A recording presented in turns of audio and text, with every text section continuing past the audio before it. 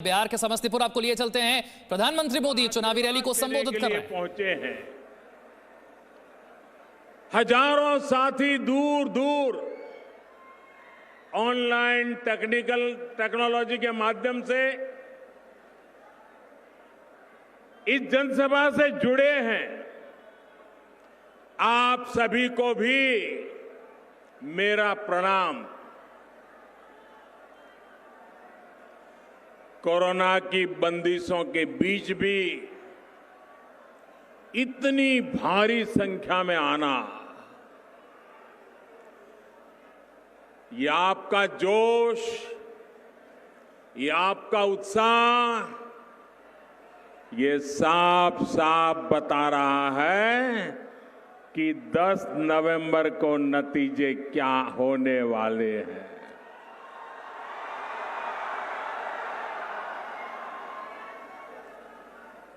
जहां भी मेरी नजर पहुंच रही है, मुझे लोग ही लोग नजर आ रहे हैं। हर कोने में विजय का विश्वास है, उमंग है, उत्साह है। बिहार के उज्जवल भविष्य का संकल्प मैं देख रहा हूं।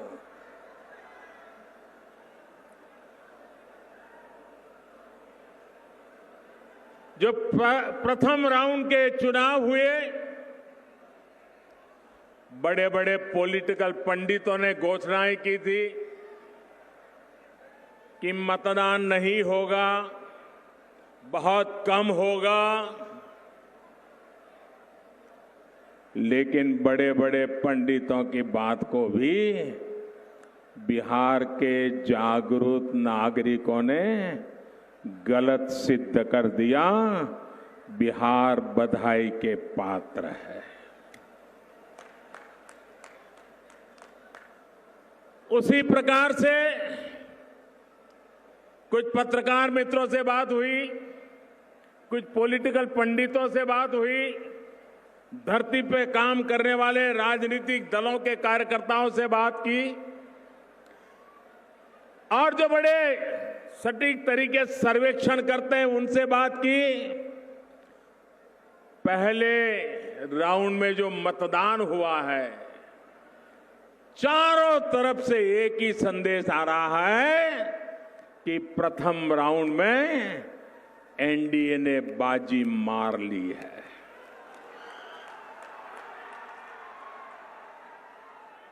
जनता ने भरपूर आशीर्वाद बरसाए हैं।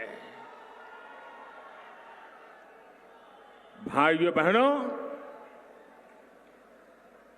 जनता के इस विश्वास के लिए, उनके आशीर्वाद के लिए हम सब की तरफ से मैं बिहार की जनता का प्रथम राउंड में मतदान करने वाले सभी जागरूक नागरिक भाइयों बहनों का आज हृदय से धन्यवाद करता हूं, उनका आभार व्यक्त करता हूं। भाइयों बहनों, आज अगर हर आकलन, हर सर्वे एनडीए की जीत का दावा कर रहा है, तो उसके पीछे ठोस और मजबूत कारण है। आज एनडीए की फिर से सरकार वो हमारी माताएं बहनें बना रही हैं, जिनको हमारी सरकार ने, नीतीश बाबू की सरकार ने सुविधाओं से जोड़ा है, अवसरों से जोड़ा है। वो बेटियां जो आज बिना किसी डर से पढ़ाई कर रही हैं, अपने सपनों को पूरा कर रही हैं, वो बेटियां आज एनडीए में बढ़ चढ़ करके साथ दे रही है। वो जीविका दीदियां जो आज आत्मनिर्भर परिवार और आत्मनिर्भर बिहार की प्रेरणा बन रही हैं, वो एनडीए को ताकत दे रही है।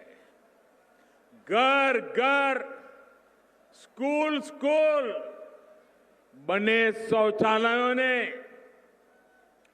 जिन बहनों बेटियों को गरिमा दी, अंधेरे के इंतजार से मुक्ति दी, वो हमारी बहनें एनडीए की सरकार दोबारा बना रही है। जिन बहनों को पीने के पानी के संघर्ष से मुक्ति मिली, वो एनडीए के पक्ष में वोट डालने के लिए उत्साहित है। जीवन भर धुएं में उलझती उन बहनों का वोट अब धुएं से मुक्ति मिली है। उनका वोट एनडीए के लिए, जिनके घर में उज्ज्वला का सिलेंडर पहुंच चुका है। साथियों, बिहार के बेटे बेटियां जिन्हें आज मुद्रा लोन मिल रहा है, बैंकों ने जिनके लिए दरवाजे खोल दिए हैं, जिन्हें आईआईटी, आईआईएम, एम्स मिल रहा है, वो आज अपने उज्जवल भविष्य के लिए एनडीए पर भरोसा कर रहे हैं। बिहार का मध्यम वर्ग, जिसकी ईज ऑफ लिविंग बढ़ी है, नए हाईवे, नए रेल रूट बनने से जिसकी सहूलियत बढ़ी है, जिसके घर की ईएमआई कम हुई है, जिसे शांति का माहौल मिला है, वो आज बढ़ चढ़ करके एनडीए का झंडा लेकर के दौड़ रहे हैं। साथियों, जिसको आज अपना पक्का घर मिल रहा है, आयुष्मान भारत योजना से मुफ्त इलाज मिल रहा है, दिवाली और छठी मैया की पूजा तक जिनको मुफ्त राशन मिल रहा है, वो कभी जरूरी सुविधाओं के लिए भटकने पर मजबूर थे। आज जिनके पास सरकार खुद पहुंच रही है, बिहार का ऐसा एक एक परिवार, हर कोई परिवार आज एनडीए की जीत का आधार बना है। साथियों, एनडीए सरकार ने आज समाज के उस वर्ग के सपनों को, उसकी आकांक्षाओं को नई उड़ान दी है। जो कभी वंचित था, जो दशकों से मूलभूत सुविधाओं का इंतजार कर रहा था, क्या गरीब से गरीब भी कभी सोच सकता था कि उसके पास मोबाइल फोन पहुंचेगा, बैंक में खाता होगा, बैंक से कभी उसको लोन मिलेगा? क्या किसान कभी सोच सकता था कि उसके खाते में, बैंक खाते में भी कभी नियमित रूप से सरकार पैसे जमा करेगी? किसान हो, खेत मजदूर हो, श्रमिक हो, छोटा दुकानदार हो, इन सब ने क्या कभी सोचा था कि उनको 60 वर्ष की आयु के बाद पेंशन की सुविधा मिलेगी? वो बुढ़ापा सम्मान के पूर्वक जी पाएगा?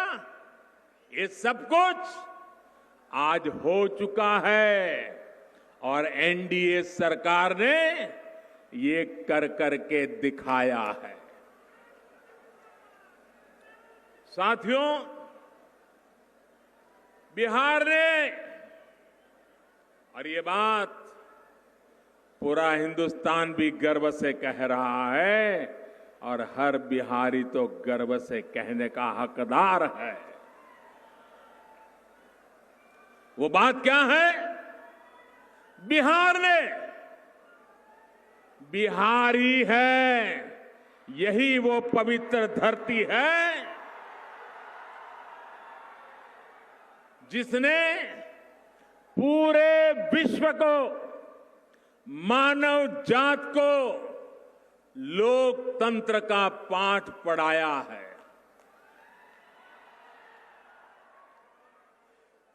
इसी बिहार की पवित्र धरती से ही दुनिया में लोकतंत्र की कोपल निकली थी। जब जनता के हित में फैसले होते हैं, जब फैसलों में जनता की सहभागिता होती है, तभी लोकतंत्र भी मजबूत होता है। आज देश में, देश का चित्र देखिए, कश्मीर से कन्याकुमारी तक जरा नजर दौड़ाइए। आज देश में एक तरफ लोकतंत्र के लिए पूर्ण रूप से समर्पित एनडीए का गठबंधन है, वहीं दूसरी तरफ अपने निहित स्वार्थ को, अपने परिवार के स्वार्थ को सिर्फ उन्हीं कामों के लिए समर्पित पारिवारिक गठबंधन है। आप सोचिए, एक तरफ लोकतंत्र गठबंधन, दूसरी बात परिवार तंत्र गठबंधन। यहां जंगल राज के युवराज को तो आप बराबर देख रहे हो।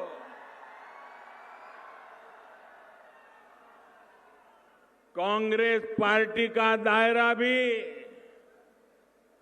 धीरे धीरे सिकुड़ करके सिर्फ अपने परिवार तक ही सीमित होकर रह गया है। जनता को अवसर देते हैं। क्या मोदी का कोई रिश्तेदार कहीं पहुंचा है क्या भाई? आपने कहीं देखा है क्या? क्योंकि हम आपके लिए जिंदा है, आपके लिए जान लगाते हैं जी। हम हमारे लिए पैदा नहीं हुए हैं। इन परिवार में तो पता ही होता है। और जहां जहां ये परिवार वाले सरकारों में बैठे, करते क्या है? अगर 3 बेटे हैं तो उसको कहते हैं 5 जिले तेरा, ये 5 जिले तेरे, ये 5 जिले तेरे, जाओ मौज करो। ऐसे ही बांट देते हैं जैसे पर्सनल प्रॉपर्टी हो। वही उन 5 जिलों का एक बेटा मालिक हो जाता है, दूसरे 5 जिलों का दूसरा हो जाता है।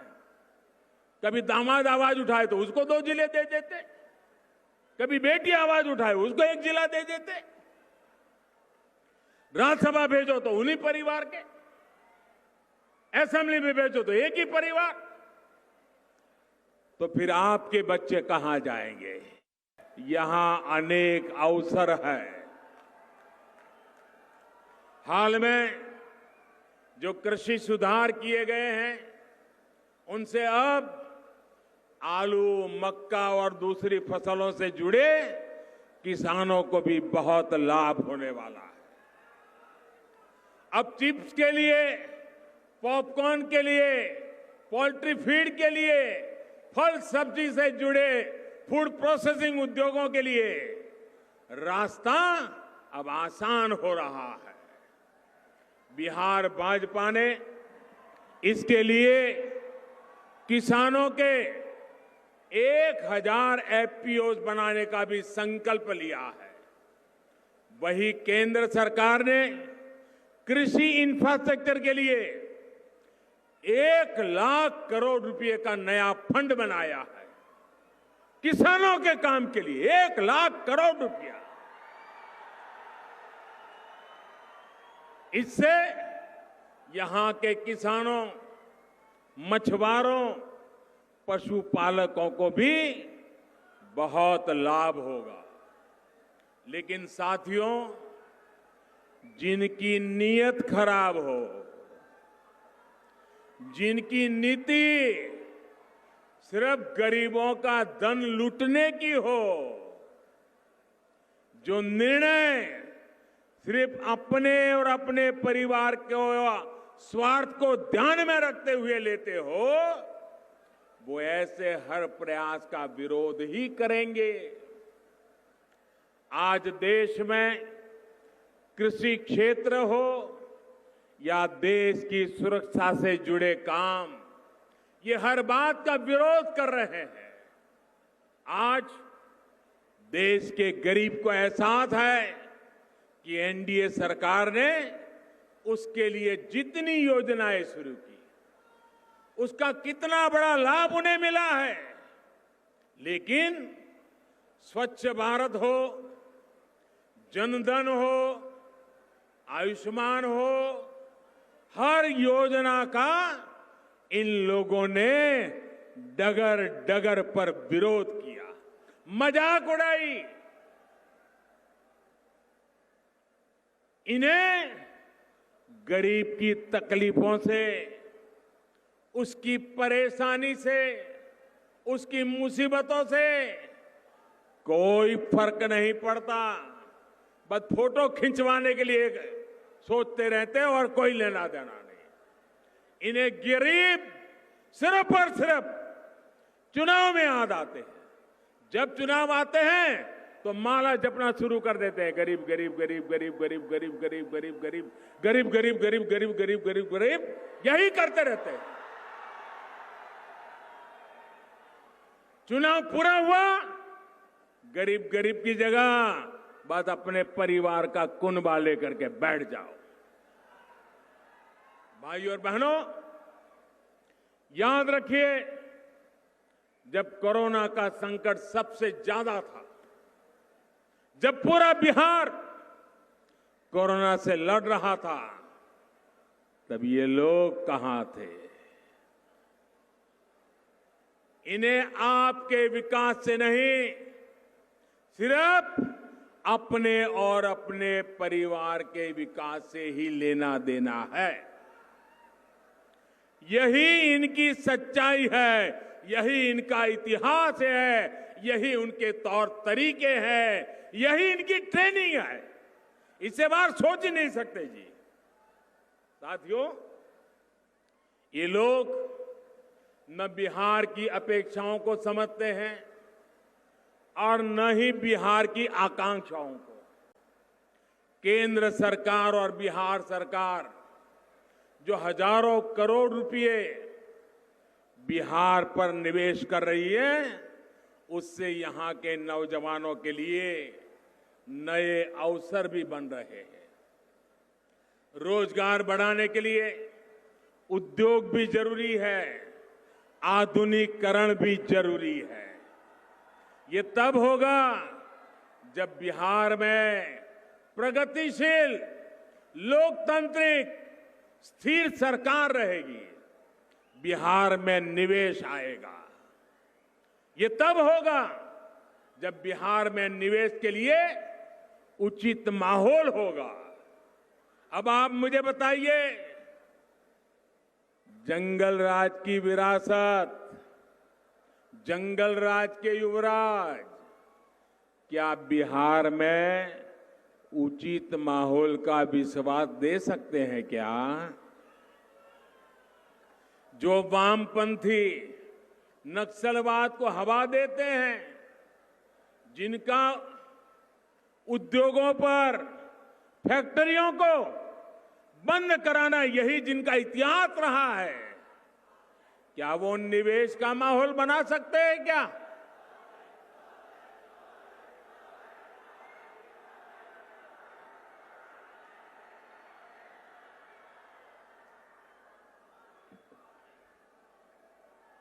साथियों, जननायक कर्पूरी ठाकुर जी इमरजेंसी के दिनों के बाद जब मुख्यमंत्री बने तो उन्होंने एक इंटरव्यू दिया था और बड़ा सटीक इंटरव्यू था। एक दूरदर्शी नेता जो देश के लिए सोचता है, गरीब के लिए सोचता है, बिहार के लिए सोचता है, उस समय मुख्यमंत्री थे, सत्ता की गादी पर बैठे हुए थे। लेकिन कर्पूरी साहब ने क्या इंटरव्यू दिया था? इंटरव्यू में कर्पूरी ठाकुर ने कहा था, सत्ता के आसपास अवसरवादियों को शरण या तरजीह, अवसरवादियों को शरण या तरजीह बिल्कुल नहीं मिलनी चाहिए, वरना वो मुझे नहीं तो मेरे बेटे या संबंधियों को भ्रष्ट करेंगे। ये कर्पूरी ठाकुर जी ने कहा था। कर्पूरी ठाकुर जी के बाद बिहार के लोगों ने इस बात को 100% सच होते देखा है। 1.5 दशक तक देखा था। कर्पूरी ठाकुर जी की ये बात जंगल राज वालों ने सुनी होती, कर्पूरी ठाकुर की बात को समझी होती, तो बिहार के हालात इतने नहीं बिगड़ते। जंगल राज वालों ने बिहार में भ्रष्टाचार को हर मंत्रालय, हर विभाग, हर जगह परिवार को भी पहुंचाया, पाप को भी पहुंचाया, भ्रष्टाचार को भी पहुंचाया है।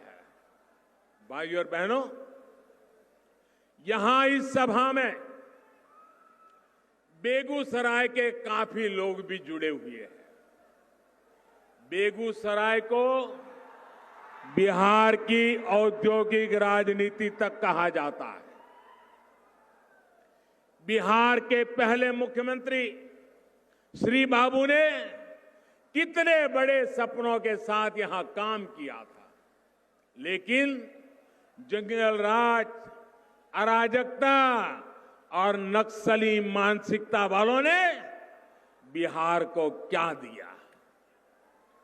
बरौनी का खाद कारखाना ये अपने आप बंद नहीं हुआ था, ये उनकी गलत नीतियों के कारण बंद हुआ था, जो आज बड़ी बड़ी बातें कर करके लोभ लुभावनी चर्चाएं करते हैं। आज आपके आशीर्वाद से बरौनी के खाद कारखाने को भी नया जीवन मिल रहा है और दूसरे नए कारखानों के लिए रास्ते बन रहे हैं। बरौनी रिफाइनरी के विस्तारीकरण, इससे यहां अन्य उद्योगों को भी बल मिलेगा, सैकड़ों नए रोजगार मिलेंगे। भाइयों और बहनों, विकास के ये सारे काम इसलिए हो पा रहे हैं क्योंकि एनडीए सरकार ने इस क्षेत्र को सबसे बड़ी गैस पाइपलाइन से भी जोड़ दिया है। जंगल राज और सुशासन स्वराज का यही तो फर्क है जो बिहार का एक एक नागरिक, हर युवा भली भांति जानते हैं। इसलिए वो बिहार को फिर बीमार नहीं पड़ने देंगे। एनडीए यानी भाजपा, जेडीयू, हम पार्टी, वीआईपी पार्टी के सभी उम्मीदवारों को पड़ा आपका हर वोट बिहार को फिर बीमार होने से बचाएगा।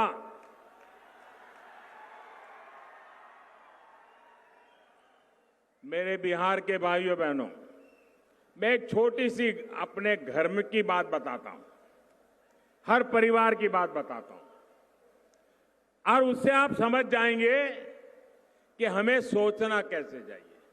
आप मुझे बताइए, जीवन में कभी कोई अच्छी चीज, बड़ी दिखने में अच्छी हो, स्वादिष्ट लगती हो और मन कर जाए कि ये तो बढ़िया है, चलो आज खा लें,